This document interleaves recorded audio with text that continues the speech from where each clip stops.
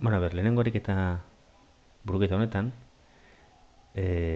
daukagu pasaren buruketetan, 20. eriketan antzekoa da. Jauntxo dirudun batek morroi bat hartzen dau, eta urtian emango dion soldata, kapa bat eta urrezko hogeita bost txanpon dira. Baina, bostia bete igarota bakarrik, morroiak lana ustea erabaki du eta egindako lanaren orainketan kapa eta lau txanpon hartu ditu. Bueno, galdera da ea, urrezko zenbat txanpon balio dituela kapak.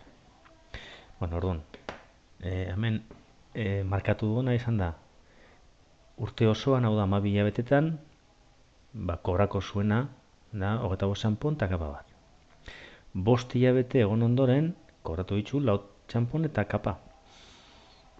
Horrek esan nahi dago, ondorengo 7 hilabetetan kobrako zuena, badira, hogeita bost txanpon gehi kapa bat, ken kobratu duena, lau txanpon eta kapa bat. Hau da, hogeita bat txanpon 7 hilabetetan kobrako zuen. Ametik, aldu gatara, hilabete batean, zenbat kobrako zuen. Hau da, hogeita bost txanpon zati 7, hau da, 3 txanpon hilabete batean.